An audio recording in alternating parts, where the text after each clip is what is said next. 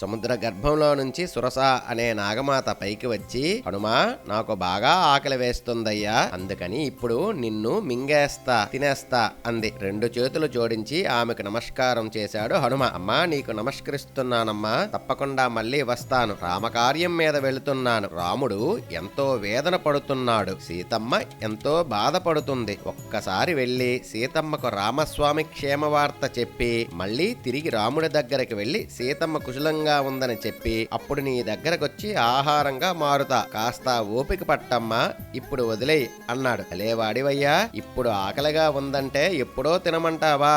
అంతేగాక ఇప్పుడు వదిలేస్తే తిరిగి వస్తావని నమ్మకం ఏముంది? తప్పించుకోవడానికి అంటున్నావేమో, ఇవన్నీ కుదరదు, ఇప్పుడే మింగేస్తా అంది. హనుమ సరే మింగాల్సిందేనా, మింగుతావా మింగు, ఎలా మింగుతావో చూద్దాం అంటూ శరీరాన్ని బాగా పెంచాడు. భలేవాడివయ్యా, నువ్వు శరీరాన్ని పెంచితే నేను మింగలేననుకుంటున్నావా?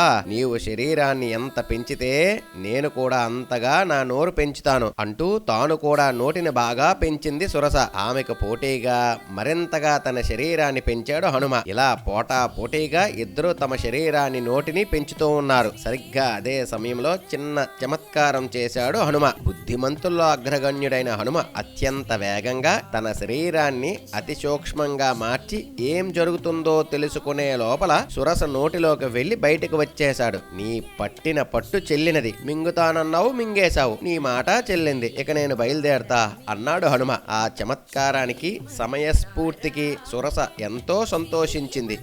ఎంత గొప్పవాడివయ్యా హనుమా, కార్యసాధనకు కావలసిన యుక్తి నీకున్నదయ్యా, విజయీభవ వెళ్ళిరా అంది. కొన్ని సందర్భాలలో బలం వల్ల కార్యసాధన జరగదు, యుక్తి వల్ల జరుగుతుంది అని హనుమను చూసి మనం నేర్చుకోవచ్చు. జై శ్రీరామ్.